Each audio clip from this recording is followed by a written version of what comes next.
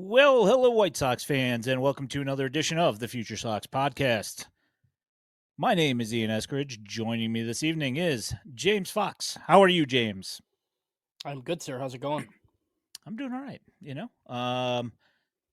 Some interesting moves this week, Yeah. which we are going to discuss. Along with the 40 man and a couple other things here on the agenda. Um, you got anything good off the bat here? No, nothing pressing. I mean, it's interesting. I kind of like when there's like a move a day. I mean, when you're 40 man's as bad as theirs is, I mean, I guess it's just anything can happen at any time, right? It was just, I think we kind of heard that it was like a minor league pitcher in return, and then we start bandying about like what makes sense, like via text, and I couldn't confirm it. Nobody could confirm it, obviously, because it's a DSL guy. I mean, I feel like if it was a guy that we knew, we would have had it probably. Because somebody would have found out and like told us or whatever. But so that part was interesting. And then it's like, well, who do they DFA? That could be any number of like 10 people. So it's just so 2025 White Sox.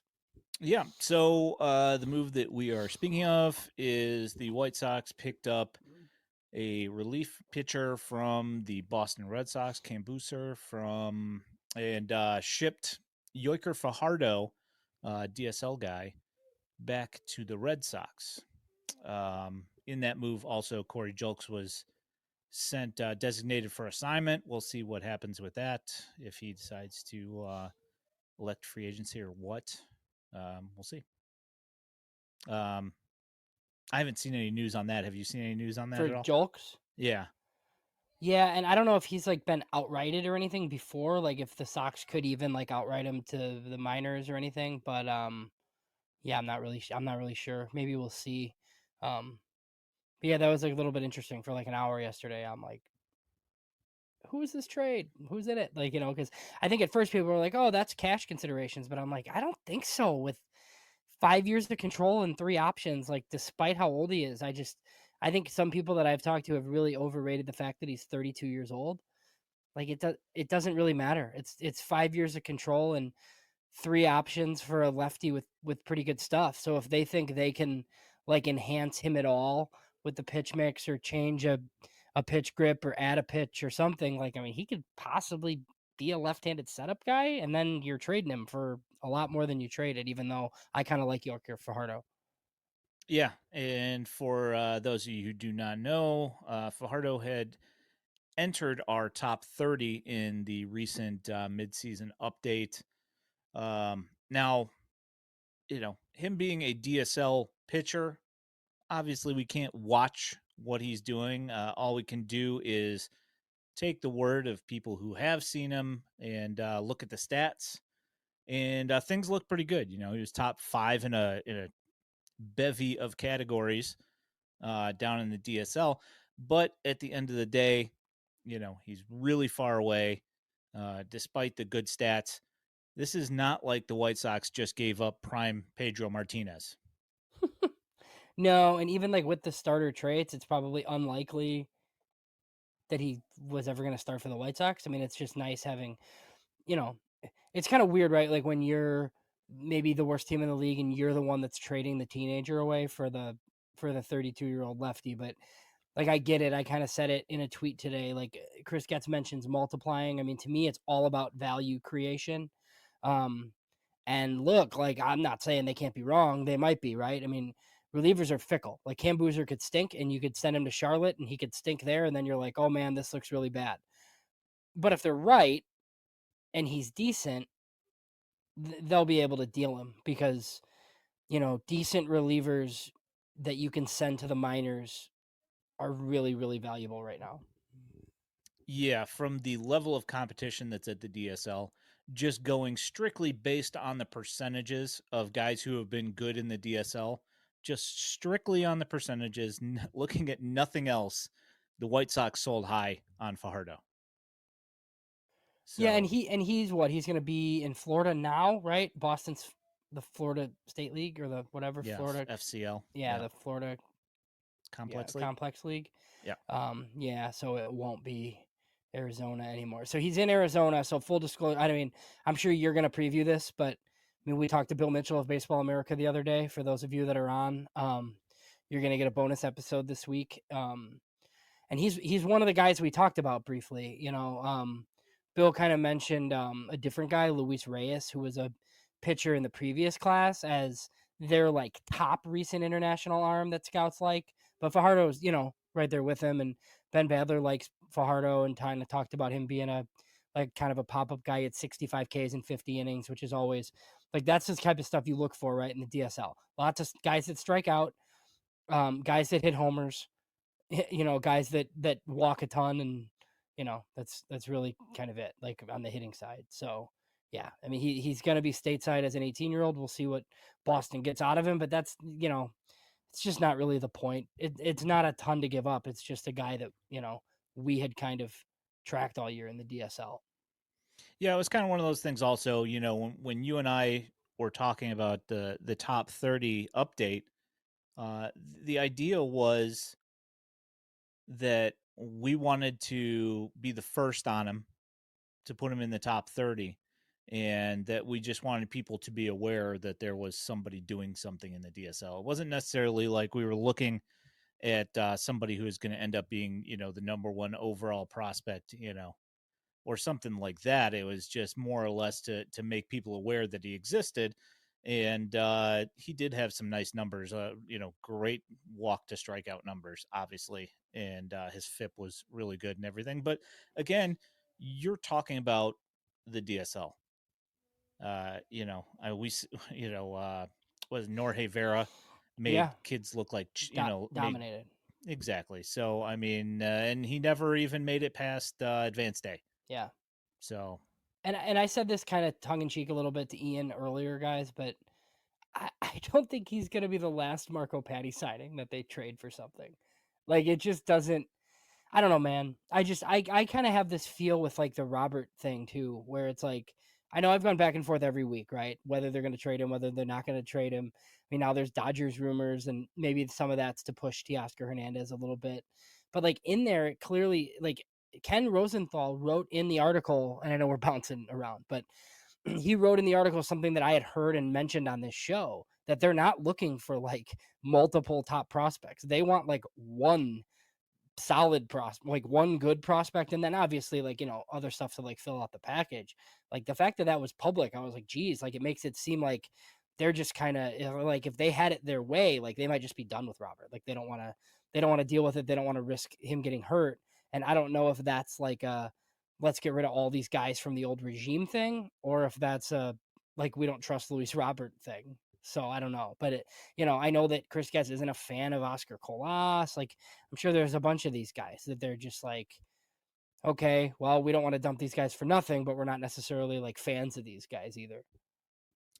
yeah, you know, the Marco Patty thing, we've said for quite a while that we've been pretty underwhelmed with what's Mm-hmm. been coming from those international signings. So it doesn't Yeah, really shock me. And it's not like we're looking at a guy with huge velocity and yeah, with a projected top of the rotation starter. We're looking at even at best we're probably looking at a back of the rotation guy. yeah. So um Well, I'll say too, like regardless of what other writers and then us, obviously, who have never seen Fajardo pitch, I reached out like to someone like the White Sox.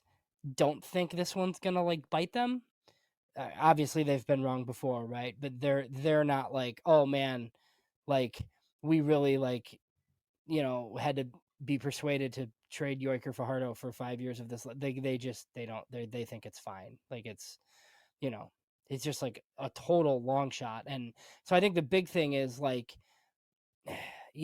should you have kept him to use him to trade later for something better, right? But maybe they're just under the impression that it's just he's going to struggle and then you're going to get nothing anyway. I don't know. Who knows? We'll see. We'll definitely follow along. yeah, absolutely. I'm gonna go ahead and bring this up here as Jack brings this up, because we had conversations yesterday and then actually talked to some people that were involved in this. And we would rather not have seen Schweitzer No, traded. This was brought up, and I was like, I think that if that this seems is like a the lot. case, Yeah. like that value return for me was like, Mm-hmm. I was like, well, I hope that's not. Yeah, I hope no. that's not what it was. There were some other guys that obviously we bandied about that I'm not going to get into right now because I don't think that's fair to like do on a live program. Like, hey, we thought this guy, like, but um, yeah, but the Schweitzer thing is interesting because he's a guy that could be traded for something in the next year because like when you like look at it, like I think he's Rule 5 eligible in December. Like, is that a guy that you're going to want to put on your 40 man? Maybe, right? Maybe he's great again at AA and then he's a back end lefty for you. But I mean, that's the type of thing where it's like if you end up being 8 or 9 deep in your rotation and he's like looking like a back end big league starter and you don't have 40 man space a year from now, like maybe he does get moved for something else, right? So I don't know that it necessarily means that Schweitzer won't get moved, but he definitely didn't get moved for Boozer. And that was kind of weird. It was like, I think it first came out by like some Boston blogger type guy like said that was the trade, and I was like, oh, okay. But then we reached out to people very close to Tyler Schweitzer who were like, we've heard nothing. So Yeah. So yeah, I am personally very happy that it wasn't Schweitzer. I would have been pretty upset if we got a middle relief pitcher yeah. for Tyler Schweitzer. Well, and it also seems like Boston didn't want like anyone on the 40 man or a guy close to them, like because I mean generally how this process goes, like I don't think Boston necessarily like they weren't going to DFA Boozer. But they have 3 lefties on their big league roster now with 2 additions that they've recently made, and he has options. So it's like, okay, like, would we rather just trade him for something young that we like and free up the 40 man spot, which they kind of did. So I don't know. My guess is they weren't going to DFA him because the Sox, I think, have claiming priority, right? So they could have just claimed him. So my guess is the Sox kind of knew, hey, there's some other teams that like would trade for this guy. Let's trade for him. Yeah. And one thing that we've also talked about on here is that we know that the Boston system needs a little bit more pitching, so it really doesn't surprise us that you know they would be trading for pitching. I thought, when we mentioned when this trade got brought up in the first place, my immediate thought was somebody that was, I don't know, I was thinking somebody like closer to advanced day. Yeah, me too. But Fajardo is probably going to be, a ball is my guess. I would imagine that if at his best, he's going to skip past the complex, Florida complex league. Yeah, because he did throw 50 innings. So I don't know. So reading about Cam Booser, did you know who this person was or no? I mean, only the story. That's it. Okay, so I didn't know. I mean, I think I recall the debuting at 32 thing and the mustache. Like, oh yeah, that guy, that mustachioed lefty on Boston. Like, I think I'd seen him before, but I Mm-hmm. had no idea like he was a 32-year-old like who had the path that he did. Because like sometimes this happens. Sometimes it takes guys forever. Like Tanner Banks was older, It's actually a similar comp probably to this. But I mean, what do you think the most interesting part of this guy's story is? There's a lot that happened to him. And I did write something on the site on the trade. So if anybody wants to go read it, I mean, it's probably similar to what you've read other places. But yeah, Yeah. it's a pretty interesting story. I mean, I just the disappearing out of pro baseball for 3 years and then coming back and pitching in the independent league, and then still managing to get from there to the major leagues, like that's impressive stuff. And obviously, there's a lot of motivation and a lot of hard work went into it, and I find that pretty interesting. Well, so it's like a ton of it. So it seems like he broke his femur. He was a high school football player, and then he had multiple arm injuries like once he made it. So he bounced around a couple of Arizona schools and then Oregon State. He went undrafted, signed with the Twins. He was in the Twin system for like 5 years and wasn't great and was hurt a lot, and then just said screw it, we know these guys, we've known that, we know some of these guys who have been hurt 5 times, and just go do something else. And he joined the carpenters union and decided to be a carpenter. And then one day he realizes like, hey, like I'm healthy now and I throw 95. Like, like maybe like, it must be nice, right? So then for some reason it's the Chicago Dogs in Rosemont. Arizona gives him his next shot. I don't know if um, Josh Barfield had anything to do with that, and then he ultimately winds up in Boston and makes it to the majors. It's crazy. Yeah, yeah, and like this was like it was one of those things where we had not we, but Yeah, as the public here, we had been kind of this is like I think the second story where it was a guy that had been in the minor leagues for a long time and whatever. As that guy Drew yeah. hmm Maggie Right. something like that for the Pirates. Same thing, where he finally showed up in the major leagues. When he's like an old guy. I mean, relatively speaking, of course, but yeah, definitely a cool story. And like James mentioned, he did put a article together that is on FutureSox.net if you want to go ahead and check that out. I wanted to bring up his baseball savant picture or baseball savant page here real quick, um, just to see so people understand like what the White Sox are getting back here.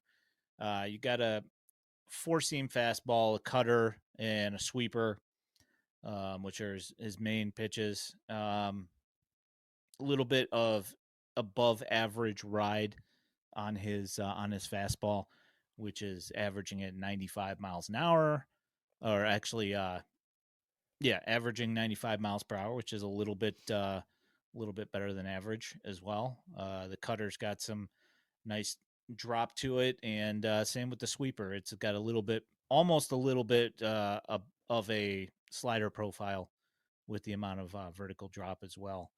Not just that sweeping action that it gets, but I don't not know. very high barrel rate. And but here's the thing, and this is why I kind of think that they were looking at picking him up was that he doesn't have a very high strikeout percentage or walk percentage here.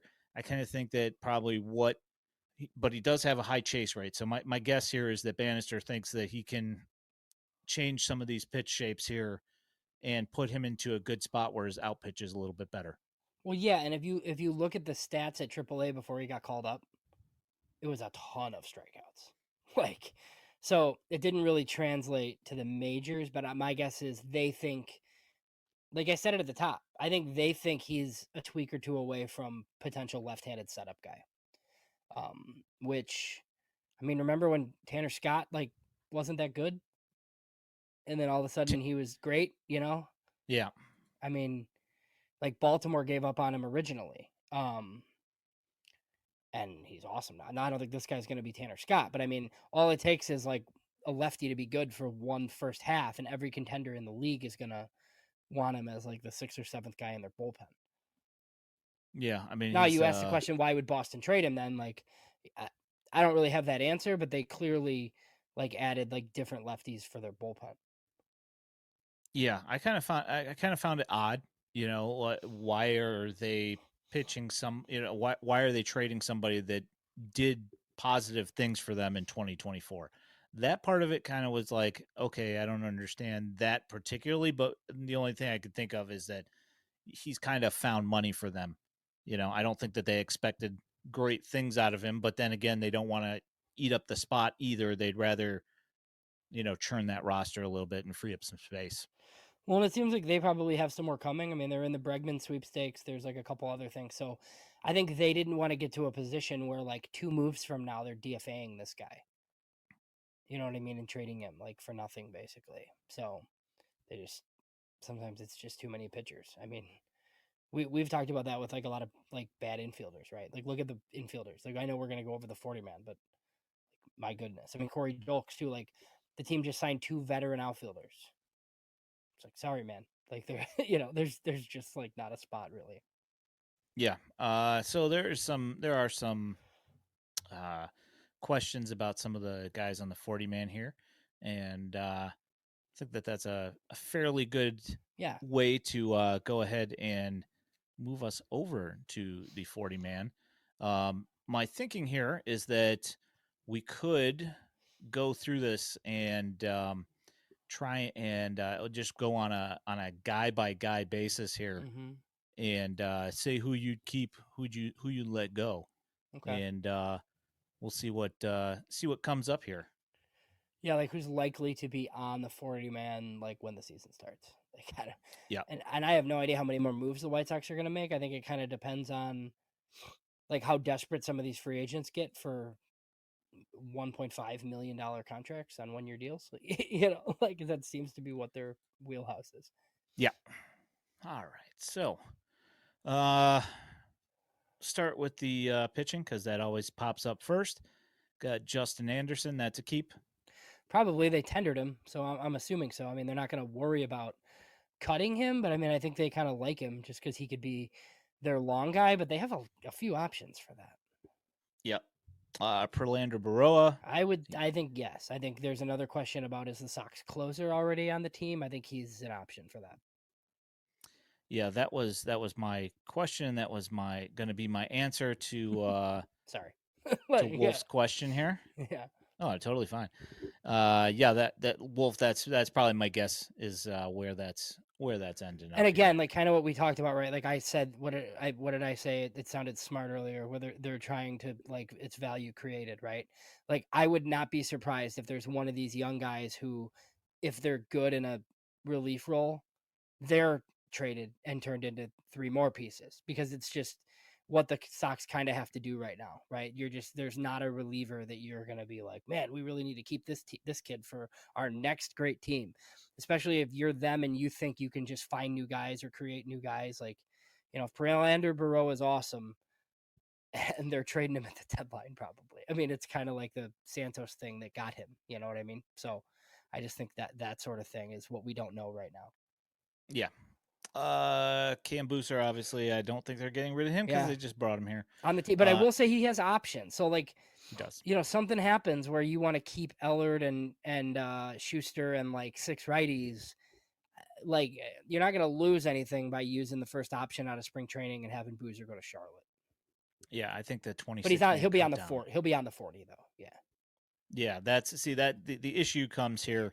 That is something that obviously we're gonna have to go over at some point. Towards the end of spring training is the 26 man cut Mm-hmm. down.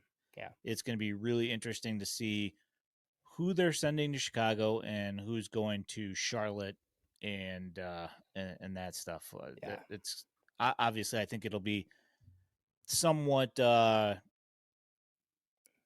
dependent on what they've done in the past and what happens at spring training. I think that spring training, especially with pitching, it's a little bit more difficult to predict. But you do think it's much more interesting though, right? Like it's not like this handful of like terrible veterans that we had last. You know what I mean? Like at least it's young guys that might pop or young guys that might be nothing. Like instead of Brian Shaw's. Like I just like don't need to see that again. yeah, I think that they've stockpiled so many arms here that it's infinitely more interesting than what we've been seeing for the last couple of years. Even though I was a big fan of the roster churn in general. I mean, obviously the results that it yielded were less than pleasurable.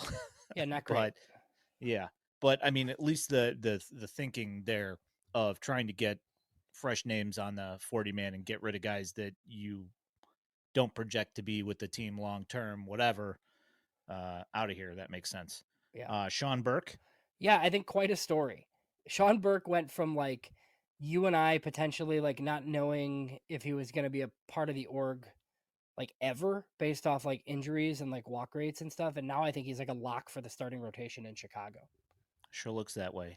And I retweeted something earlier today, and also from the FutureSox account, Sean Burke's TJ Stats page that he put up for his AAA stats from last year, and everything in the entire, everything is red, showing that basically he was awesome when he came back. Kai Bush. Charlotte, I think in the starting rotation in Charlotte. Yeah, that makes sense. Jonathan Cannon sticking in MLB. Maybe the number 1 starter. Possibly. Juan Carrera. No, probably Double-A is my guess. I think so. Juan Corrales, well, so no, like he won't be on the 26 man. He'll absolutely be on the 40. They protected him for Rule 5. So I think he's on the team. But I just think he'll probably be in Birmingham. Yeah, my guess as well is at least to start. We'll see how he does there, and then we'll reassess. Right. Next one's interesting for me. Jake Eater. So remember, like these guys didn't really acquire Jake Eater. So like Brian Bannister's had nice things to say about him. It's a good arm. Like, I don't know what they like. Do they want to see him in spring training? Do they want to see him starting in Charlotte? Do they want to convert him to relief? Is he part of a minor trade for something younger? I don't know. Like, I have no idea. Like right now with Jake Eater, I don't think he's going to be in the big league rotation or the big league bullpen to start. So my guess is he's in Charlotte regardless or traded. One could say that if Rick Hahn was still here, you could probably still say that they didn't trade for him. No, Kenny traded for him. Yeah. So, all right, next on the list, Frazier Ellard. So, I mean, I think if they keep 3 lefties in the bullpen, obviously he's like a lock. I will say he was pretty good last year. But I think I read that he wasn't, like, I don't remember this. You probably know better than me. He like wasn't great against lefties, which I didn't look like at the splits, in the big leagues. Yeah, I didn't look at his major league splits as much. But he's pretty funky, man. I don't know how lefties hit him. He is his slider's really nasty. He's pretty good. I think that continued work with Bannister, they'll tweak some things, and then he'll just be pretty close to unhittable. Well, I don't even know if Schuster's like counts as a lefty, just because of like how they use him, right? Like I feel like they'll use Ellard or Booser, like if there's like 2 lefties coming up, right, and you need a lefty to go in and get them out, like more so than Schuster. Schuster's more of like oh man, my starter just went 2 1/3, like put Jared Schuster out there, like type of thing.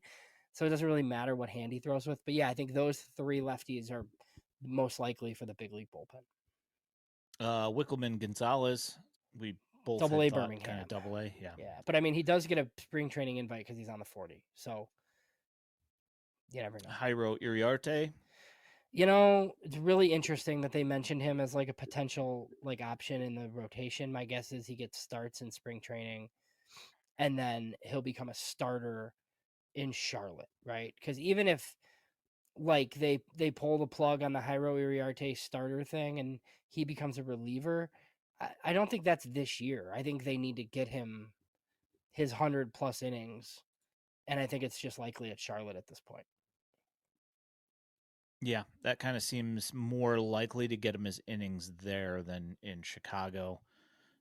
And to be fair, until they make a judgment call on him and decide that he's going to be a reliever, I'd rather see him getting starts. 100%. Obviously. Yeah, you want him to pitch as many innings as possible. Jordan Leisure. Well, I think they want him to be in the big league bullpen, but if he pitches like he pitched last year, he's going to be in the Charlotte bullpen. But I think I don't think he's at any risk to be like DFA'd or cut or anything. Yeah, he's a weird one because in the Arizona Fall League in 2023, he had like a 53% strikeout rate, which is absurd. But then last year he just couldn't find his command and was leaving balls middle, and obviously that's going to get hammered in the majors. I'm not entirely sure what happened there. There's got to be some sort of mechanical tweak in his, if not already being looked at in his near future. I will say this pitching development person though, again, didn't hire this guy. Wasn't the one that traded for him. Brian Bannister not in the org when Jordan Leisure was acquired. That's true, but I mean, you can't look at a 50% strikeout rate and say, "Oh yeah, we can't do anything." Oh with no, that I guy. know. No, I just think when guys, like if guys that they didn't acquire are like suddenly traded for a DSL prospect, like it's not going to be a surprise to me. Fair enough. Ron Marinaccio. Well, he was a waiver claim this year, and he's actually kind of interesting. So, like, look, could they make 5 more moves before the season starts and he's collateral damage? Sure, right? But I don't know how they feel about like who's the next one out? Like, and we could kind of talk about that too, like what we think. But I mean, I think they kind of want to bring Ron Marinaccio to spring training because, you know, it was like a priority waiver claim. And I guess he's one of the contenders for what, like one of the 6 righty bullpen spots. And I think he has options too. So I think that would be maybe important to know. I'm going to pull that up while you're like asking me names. Just Davis Martin. And we saw a couple of comments in here about Davis Martin getting traded, yeah, you want to tackle possibly. that? Yeah, that's interesting. Yeah, if you can get value, it's found money. Yeah. Being a 14th rounder, it makes sense. It would be sad for me personally, just because I've been following him for a long time and he's one of my guys. But I would totally get it, and the value that you would return would probably be substantial, considering. Right. Did you know that? That said, Did you know that Marinaccio has 2.5 years of like big league time? I didn't realize that. I didn't know it was 2.5 years, but Yeah. I remember him being around for a while. Yeah, it's so like 2+ of service time. Yeah. yeah, Davis He was Martin okay. adding that kick change, Yeah. Game I think changer. that significantly changes his value and makes him more valuable in a trade, I would think. Not right now though, right? Like I actually think doing it right now, unless somebody does something crazy, doesn't make any sense. Because I think if he has a good first half, like you're looking at a like potentially a Kevin Gossman level breakout. And I know maybe people just like gasped or like spit out their drink or whatever, but like go back at like Kevin Gossman was bad. Like, and then he kind of went to San Francisco under Bannister and found himself, and then went to Toronto and got lots and lots of money. So I don't know. I just think like the changeup changes like a lot of what he's doing. And if that continues, like he's pretty well on track to be like a mid rotation starter, and he has like 5 years of control still, 4 years or whatever it is. So yeah, I think he's pretty valuable, but I think he'll be more valuable a couple months into the season than he is right now. Yeah, that was my guess as well, is that trade deadline would probably get you a lot more for him after teams get to watch him pitch well for several months. And his command has always been really good. That was always kind of his calling card before his fastball ticked up a little bit. Now adding that changeup that is just pretty close to unhittable is a huge change. And you're looking at, Brandon Webb, 100%. Gossman, all these guys that Bannister, Fetty, even those kind of guys that he's helped. So Penn Murphy. Don't know much about him. Another recent waiver claim of the Yankees. I don't know how safe he is. I guess my guess is if they added a few pitchers, he's probably part of the collateral damage that you might lose. Nick Nastrini. Another interesting one. Like, what do you do with Nick Nastrini? Like, do you just keep doing what you've been doing and he's underachieving and starting in Charlotte, or do you convert him to relief? Do you find somebody that likes him a little bit better than you do? And I think him and Eater are kind of in similar places. Obviously, Nastrini's had more big league time. And look, there's a chance that like Nick Nastrini converts to relief and he's awesome. And like the walks aren't an issue and his stuff plays up and it's like, oh, he's always been a 7th inning guy. Great. I just don't know if they're ready to like pull that plug and make that decision yet. I just wanted to bring this up really quick. Yeah, It's really hard to be that bad again. Like it just is. 2 years in a row. Like that's lose sub 50 games. Yeah. That's really tough. Yeah, if you told me 59, I'd probably go under, but 49, no, over. Yeah, to me that seems pretty low. I mean, they're not going to start. They're not going to start 3-17. You wouldn't think. Like it's just that was the whole. It was rough. Like, yeah. Oh man, Jesse Schultens. He's. I think TJ. I'm very surprised that he's still on the 40 man, honestly, because I don't know, and like no disrespect. Well, he to him. has to be, right? He can't be on the 60-day IL during the offseason. No, so but they could. They could DFA him. I mean, they could Ryan Burr him, yes, but I don't think that they, want to do that. So he's like not back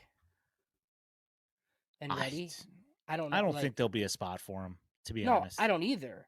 So when he's healthy, is it a DFA or did they just keep him rostered and have him be like the veteran starter in Charlotte? I don't know. I don't know. That seems like a roster spot they might need. Yeah, I would think. It's only a 28-man roster, I think, in Charlotte. Right. So And I think you're going to have a bunch of prospect pitchers there. you should. I mean, there's just not enough spots.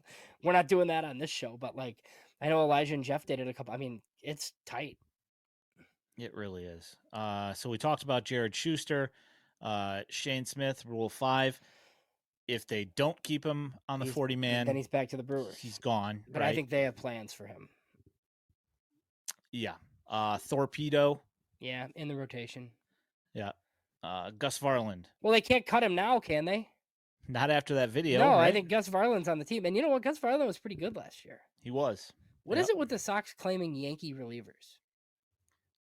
Did they get him from the Dodgers? Was he? Okay, so maybe he was Dodgers. But Marinaccio and Murphy were both Yankees, right? Yeah. Yeah.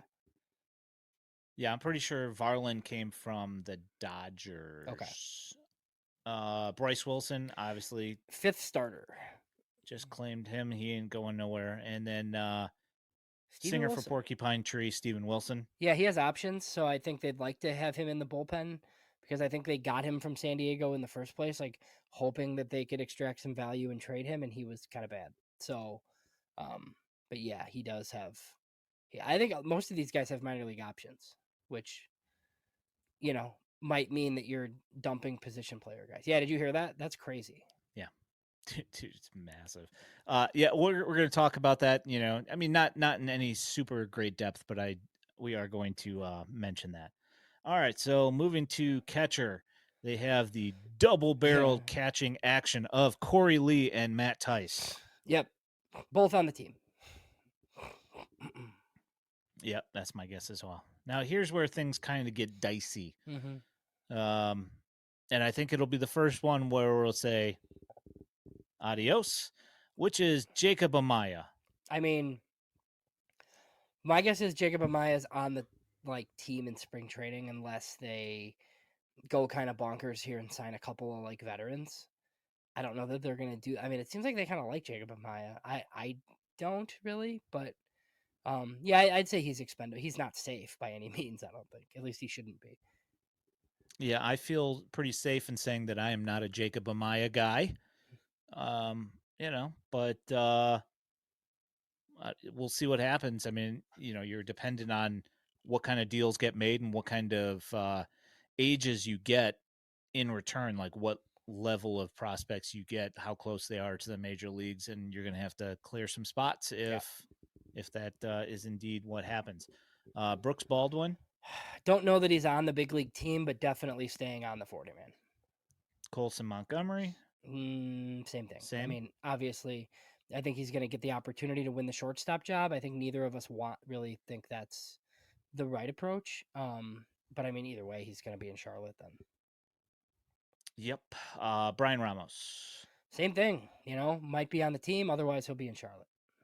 Your guy, Braden Shoemaker. Gone. I don't even know how he's still there. I have no idea. The only thing I can figure is that he's also hurt. He's hurt, and they haven't jettisoned him in that way yet. Yeah. Lenin Sosa. He's an interesting one. I don't know that they're gonna necessarily have a spot. Is he playing first? Is he DHing some? He's hit like crazy in the Venezuela in the Winter League. His September stats were good. He's hit at every minor league level.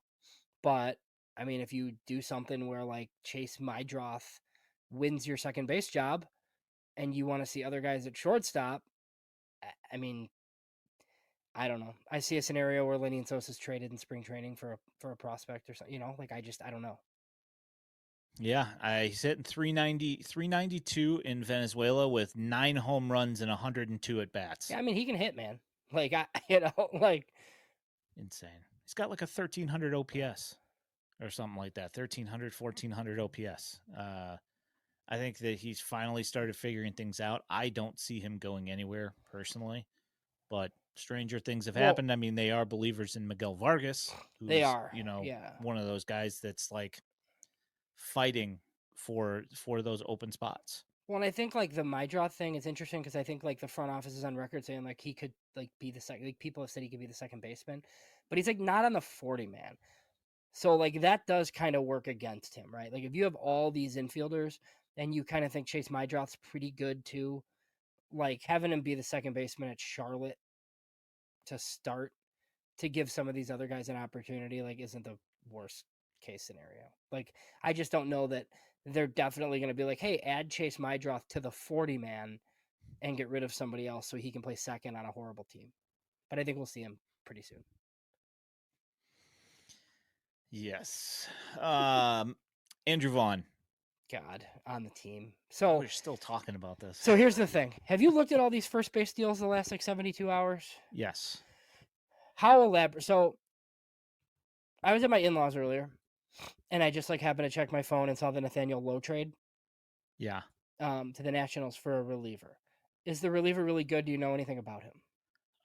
You know what? I didn't look to. So I don't. yeah, so remember I who it didn't, but was. I just like saw the return. Like Andrew Vaughn has no value, none. Like no, like just the prices that some of these guys are going for and signing for, like, and like just at the thought that like, hey, we'll trade Andrew Vaughn to one of these teams that needs a first baseman.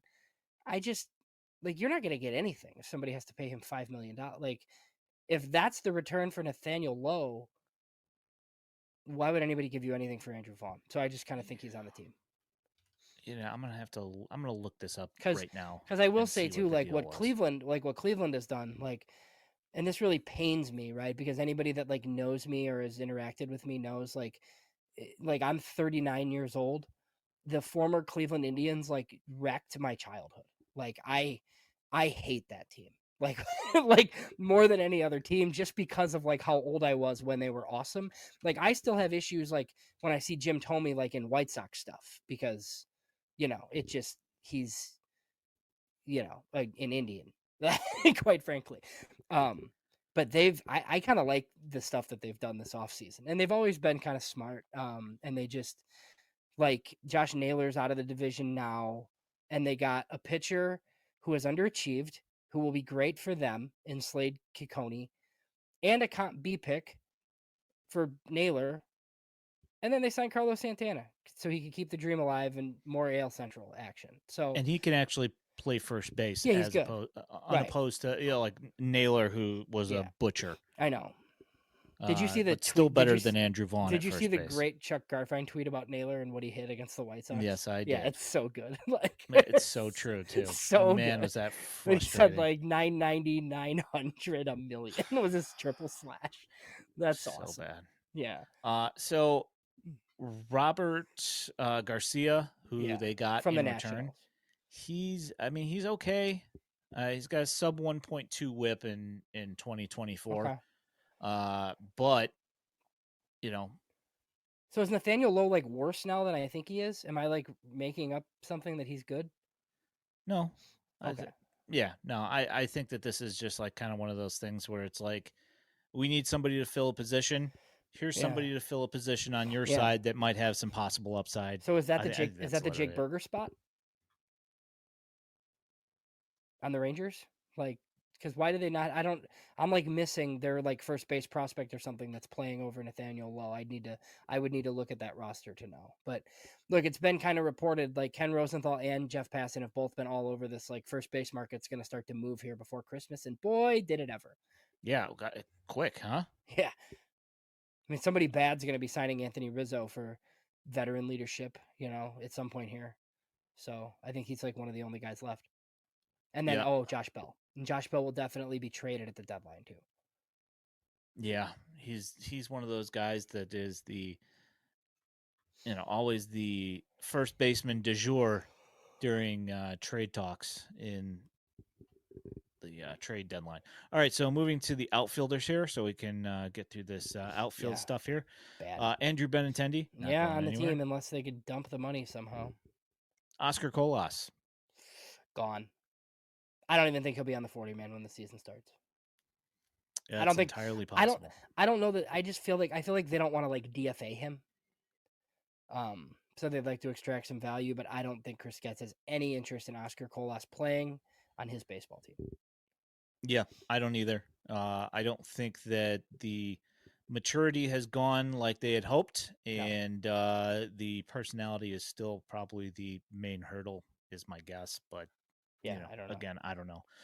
Zach DeLoach. I mean, they picked him up in a trade, so like I don't think he's like necessarily going to be like discarded or anything, but I think it's your classic up and down like 4A type guy, covers injuries. They don't really care because he's like not really a prospect, but maybe they call him up instead of a prospect, like if somebody like gets hurt or something like that. So I think he'll probably be around in some capacity. Dom Fletcher. I mean, he doesn't have a spot right now. Like, is he the center fielder in Charlotte? Like, I mean, you feel like the Sox are, if Benintendi and Robert are on this team, and obviously you're going to get into the next two guys, Talkman and Slater are definitely on the team. I mean, that's 4 outfielders. Are they keeping 5? I don't know. Yeah. I was Luis Robert Jr. That's he's not going nowhere.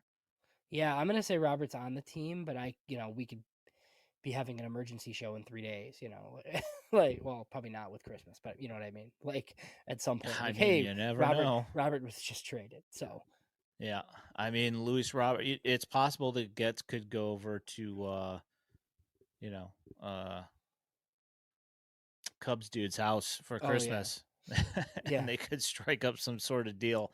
Entirely possible. It does seem like it seems like a Dodger move though, because they could buy somewhat low and give the White Sox stuff that would satisfy them, and it would like not hurt them at all. Oh yeah, oh yeah. My They got and plenty my of prospects. and I don't know if you agree with this. I told a buddy this earlier. My Dodgers idea would revolve around just like multiple 19-year-olds, and I think people would hate that. They have so many awesome young prospects that nobody's ever heard of that are going to be on top 100 lists 6 months from now. Where it's like, remember the Cubs Yu Darvish trade that everybody hated? But like that trade had Owen Casey in it. It had Kevin Alcantara in it. It was like all these dudes. Like if Those that guys were were all rated highly though at the time, and I think that if you're gonna try and extract value, see the problem well, here there's got to be is that one guy that people have heard of. Yeah, like right that like the thing being that they were trading for a known quantity, as opposed to trading for Luis Robert Jr. Yeah, the skill set's there, but he hasn't put in a yeah. full season and like not had at least even like several weeks of injuries where he's out and But wouldn't he you know immediately be awesome there? 100%, 100%. Like he'd be like healthy Byron Buxton for 155 games with the Dodgers. Like just oh Probably. great, how'd they get this guy? Well, it's just so give me Zaire Austin Hope. Give me Slater. Zaire Hope in return. Like Sure. yeah. Austin Austin Slater Slater. is on the team. He will play against left-handed pitchers. Mike Talkman. Was on the team and will play against right-handed pitchers. Exactly. All right. And you know what? They did grab a couple of guys that will have professional at bats. I think like I guess that means something. You can look better while you're bad. Yeah. That's pretty much how I saw it. And like the Talkman thing, like you're looking at a high OBP guy that does take pitches and he works at bats really well. He'll take a walk, which is something that this franchise needs badly. I feel like Slater and Tice kind of both do too. Yep.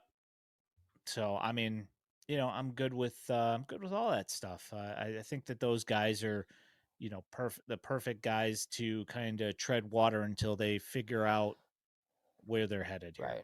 Right. We did not talk about Bryse Wilson, correct? We did not know. Was that okay? So, I knew that they were gonna have like a super duper cheap veteran innings eater type guy, but he's a little bit better than I kind of thought. Like, than I thought they'd get for that much money. Or you know what I mean? Like he took like kind of a whatever, like 1.75 million or whatever he took. Like I don't even know. Like that was like this is the Chris Flexen signing, and I think he has more upside than Chris Flexen does.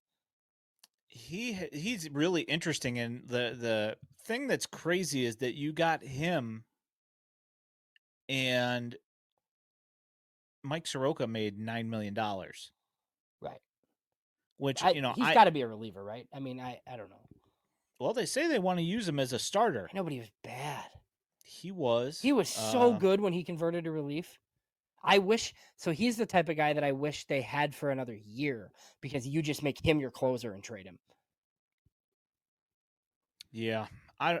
It's really. I find it odd, like that you got Bryce for that, and Yeah. then they paid Soroka $9 million. And it's not that I begrudge Soroka making his $9 million, or that I think it necessarily was an overpay, because he was really good out of the bullpen, and a guy that's really good out of the bullpen, you're going to pay $9 million. But like the one that I always go back to is when Corey Kluber came back from 2 years of being hurt. The Yankees gave him like $11 million a year. Yeah. For only for 1 year. So Soroka, 4 years later, getting $9 million. Like, to me, it doesn't seem like that big of an overpay, knowing that he did stay healthy. He just wasn't very good as a starter. So Yeah, I think it's better off for his career though to be in the bullpen, but I do feel like some teams are like doing this now, right? Where there's failed starters that have converted to relief that are good in relief that now teams are trying to like extract more value and have them start. But the whole reason why they were moved to the pen in the first place is because they're bad starters. I mean, like the Braves did it with Raylo and it was somewhat successful, right? But like what the Mets are going to do it with Clay Holmes, supposedly. There's talk about Jeff Hoffman like wanting to start. It's like, dude, you were awesome in relief. Like I just, I don't really know because like if they try to do this like swingman thing with Soroka and he sucks, well then he might not even get a big league deal next year. But if he's awesome in like a seventh inning role, he might get $50 million. So it's kind of weird. I don't know. yeah, See this question about Kaba? Did you like that I trade? did. Yeah, I was going to bring that up right now. So me and James texted about this earlier. Is that the Phillies have traded the top defensive shortstop in the minor leagues in Kaba. They also traded to the White Sox for Tanner Banks, William Bergoya. So they've traded a couple of high-profile defensive shortstops in the last 6 months. It's pretty crazy. Yeah. So I'll say this: like the Marlins, I kind of like some of the guys they're picking up, but they're going to be awful for a long time. Like they're getting super far away dudes in these trades. They have the 7th pick in the draft. They're the White Sox competition for worst team in baseball. Because going through the National League, like every team's kind of good or kind of decent at least. Like the Marlins are going to be horrible. I still think the A's are going to be bad. Do you? Yeah. No, I think they're a sneaky like AL West contender. No shot. Yeah, like There's they're no weird. way. Like it depends too on how many guys they bring up quickly, right? Like is Nick Kurtz in the big leagues and good? Like is like how many hitters do they have? Because I think their starting rotation's not bad. Pitching in that park?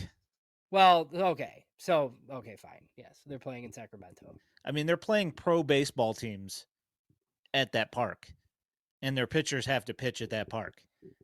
That's true. So, Yeah, I mean, yeah, they will benefit offensively, but their pitchers certainly won't. yeah, that's true. You know what I'm not a fan of? What the What's that? Astros have done. I would not be thrilled if I Huh. were an Astros fan. Not feeling the And like Walker signing? they'll be okay. No, like Christian Walker's good. I Yeah. just like don't think Paredes is that good. And like, look, I understand why you had to trade Kyle Tucker, because he just like he wasn't gonna stay there. But like that sucks that you have to like trade Kyle Tucker because he was on an 8-WAR pace last year. They have no outfielders. Like, have you looked at their team?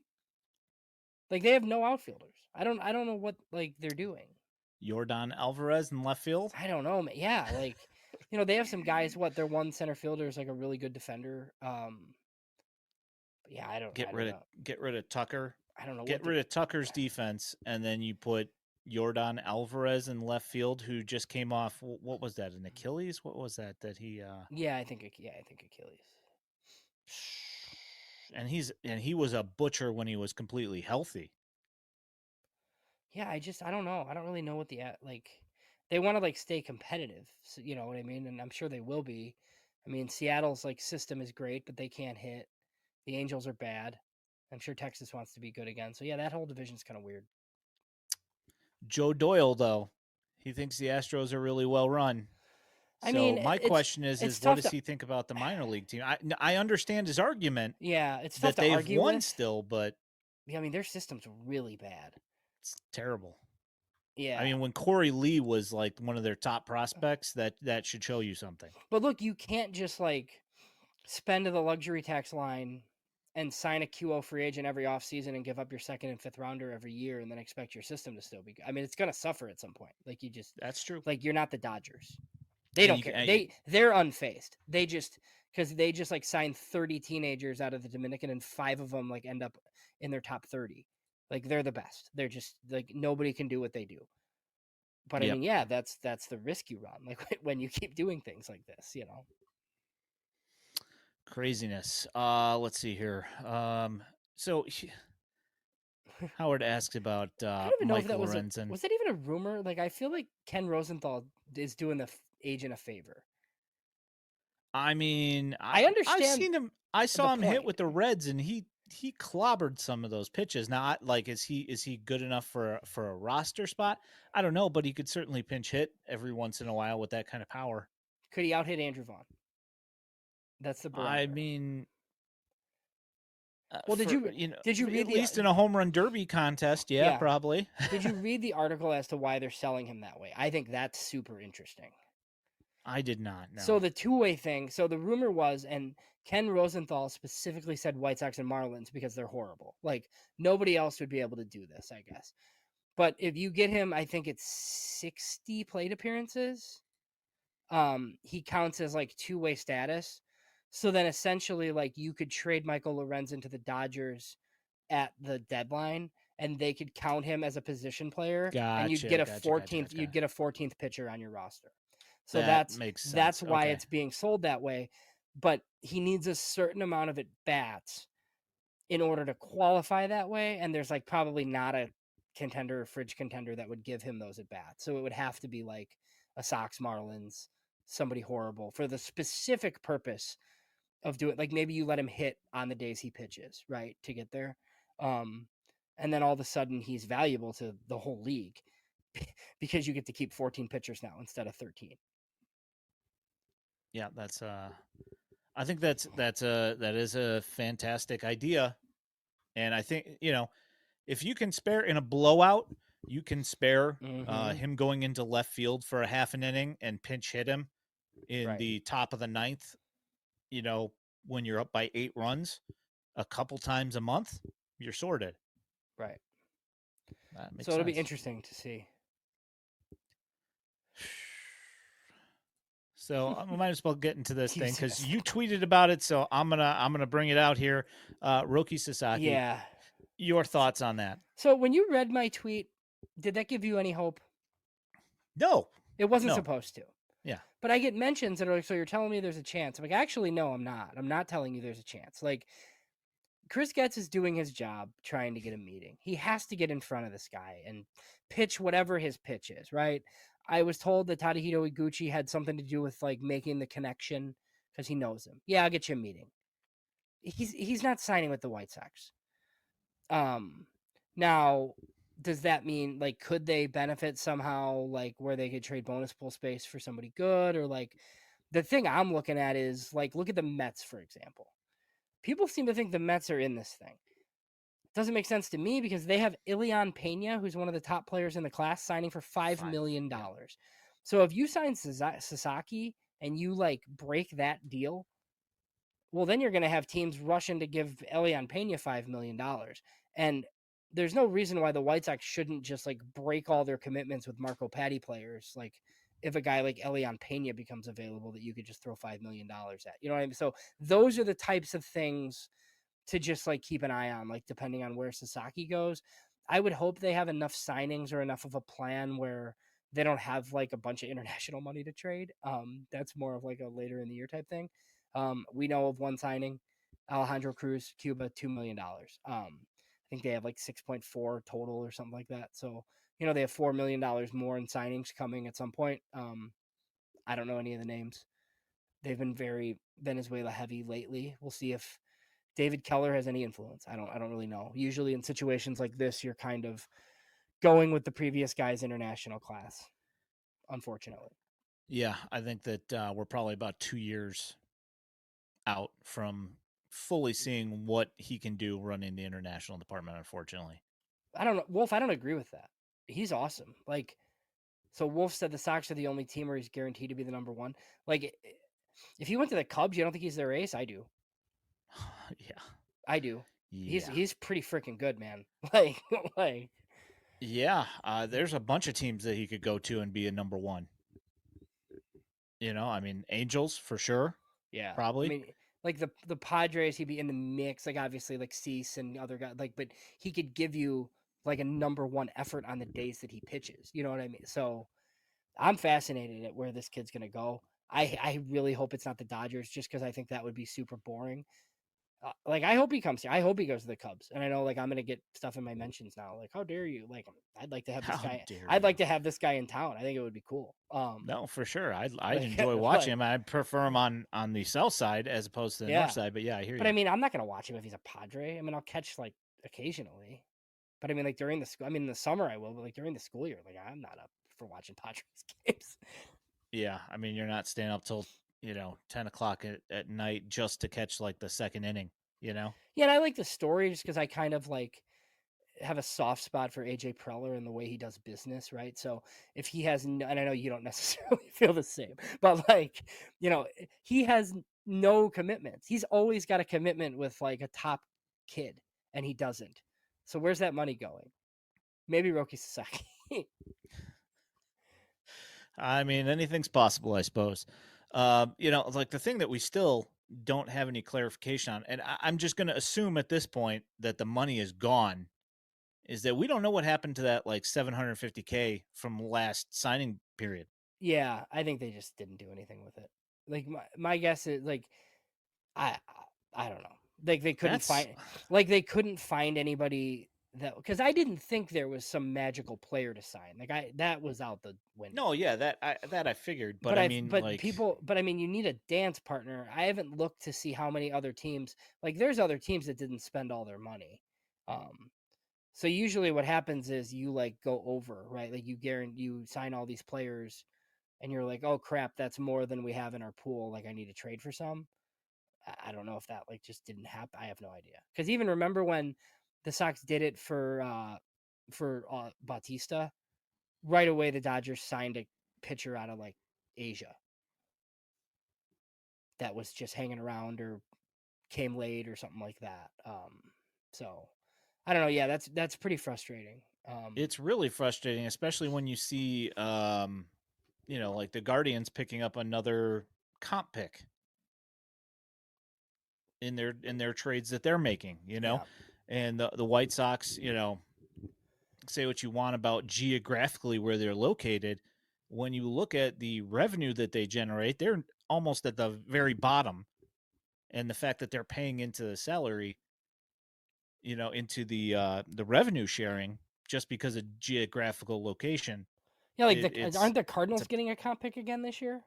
I don't know if they're getting it this It's year or ridiculous. But I mean, like not. Seattle gets one, Baltimore gets one. Like what are we doing?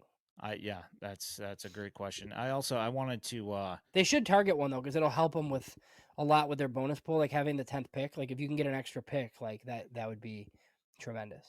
yeah, I just wanted to pour one out here for Scott. Living in Miami as a diehard Sox fan, but also enjoying the Oh, Marlins. I feel for you, my friend. I feel oh. for you. All right, so At least it's quick. warm. That's fine. Yeah, at least you're not dealing with this weather here. So any takeaways from the John Eli interview with Ryan Yeah. McGuffey? Well, so at And first I was like, man, I can't believe he's being so forthcoming. But then I forgot he was leaving.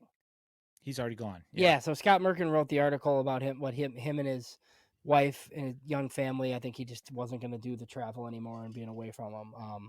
and he's got a bunch of other interests and stuff. So then I was like, oh, okay, that makes more sense that he was as honest as he was. I do think it's a former player like going to bat for some of his guys. Like I completely understand why, Chris Getz wasn't willing to add a Garrett Shanley or even Addison Coffey to the 40 man. I know guys like you think like, oh, these guys deserve a shot, but like we saw like Duke Ellis, right? Like we saw what happens when like you prematurely put a guy on the 40 man. If it goes bad, like you lose him for nothing, right? So you like guys have to be ready. Like I understand where he's coming from, like as a coach. Like I totally get it. But some of the insight on like other guys, like I think he was more honest than maybe he would have been if he were still a pitching coach in the organization. I don't think he'd be saying right away like, "Oh yeah, this guy might be a reliever," type of thing. But he was pretty honest. And then the Noah Schultz thing, like he said, Noah Schultz is like 6'11" now. It's like I could ask Larry, is this true? Is your kid 6'10.5"? I mean, Larry's tall. I don't think I he's know. he's not that tall, but No. yeah, that's pretty insane. Yeah, I enjoyed that interview, and it's a lot of stuff that I did know, but there were a couple of things in there that were good. So if you guys have not listened to the cap, I don't Yeah, even it's know like what it's I think called. it's so David Kaplan has his own like YouTube channel where he does like the recap shows. Ryan McGuffey is like running. I think It's he's like the doing. CEO of content Yeah, he's like creation or doing the something. producer work, I think, but he's Yeah. also like does his own Sox stuff. Him and former White Sox Brian Anderson host a podcast, and they get pretty good guests because they know a lot of people. So Yep. So this question was asked, and I think that Ralph did a good job of answering this question of why are we signing starting pitchers? Simply to stack the pitching. I think I don't think that you're buying time for your guys in the minors, so they don't have to perform right away. yeah. You let them get a couple of innings in down there, and Well, I you think know, like Bryce, like look, if Jairo Iriarte is awesome and Nick Nastrini all of a sudden is great, Bryce Wilson isn't gonna like stand in their way. Like yeah. it is what you know what I mean. Like it's not like you made a $60 million commitment to somebody and you're blocking players. Like it's fine. Yeah, and I don't think that happens either. I don't think that they're going to be blocking guys. I think it's going to be kind of one of those things where, like at some point uh is this do you think this just happened? I don't know. I don't think so. I mean, That would be you know, that would be Benny will very. fix him, but that seems like that's pretty crazy if I think he's just saying that that's he's just making what he thinks jokes. is gonna happen. Yeah. I mean, you never know. Yeah. Benny will I've fix a heard bunch of that people. name like mentioned. I have too. Is he a free agent finally? I think so, yeah. Yeah. Look him up So right now. I'll look him up right now. to see if he's a free agent. Yeah. Da, da, da, da. Yeah, I don't think any of that has happened. So No, I don't think so either. But did you I know we like already kind of talked about this, but the Phillies rotation, pretty good. Pretty good. yeah, Especially if not bad. Jesus Luzardo is healthy. Yeah. Yeah, that's great for them. Yeah. I mean, like I would like to see Bryce Harper get a World Series ring. That'd be cool for me personally, and like me and my kid. First guy that we ever really kind of other than a White Sox player, guy Yeah. that we kind of like bonded on Well, he does was have Bryce one, doesn't Harper, he? and Was he on the Nationals World Series no, team? he was he No, was gone the year he was before. already gone. Okay. Yeah, yeah, he did that. So It's like Soto has just one then. Yeah. yes, it's just eluding Bryce Harper. He's gotten Yes. close, but no cigar. Yeah. Um, I think that's Jeremy it. would not. Yeah. Yeah. So you got anything else tonight? You're good. No, but we should plug just kind of. So I'll probably write a couple more things. I want to kind of do something on the draft. And we don't have to get into that tonight, but and then just like a couple other like housekeeping things. We will not be on next Sunday. we have a special pod coming out with Bill Mitchell, Baseball America, at some point this week. That'll be your episode for next week. I am traveling with the family to Pittsburgh, and it's going to be a couple days after Christmas. There's no reason to come on. But look, if something breaks, me and Ian will be back at some point. Yep. To answer your question, Jack, the Bill Mitchell podcast / video will be out on Tuesday morning. So we're going to drop this tomorrow morning, Monday morning. Then the Bill Mitchell will be out Tuesday morning. Look for that. We will, obviously push that out there through Twitter and through FutureSox.net. So we are good. Thanks, Howard. We appreciate it. You have been watching / listening to the Future Sox podcast. If you are listening to this in podcast form, know that you can find us every Sunday night at 8 p.m. on YouTube and Purple app, except for next Sunday because we are off. You can also find this podcast along with all of our written content at FutureSox.net. If you are looking for White Sox prospect highlights, you can find them on X at FutureSox and now also here on our YouTube channel. If you love the content and want to support us here at FutureSox, there is a link to our Patreon in our channel description and at FutureSox.net. You can also toss up a super chat on our YouTube stream. Also, don't forget to like this stream and subscribe with notifications so you know when we are going live while helping us in the worldwide web algorithms.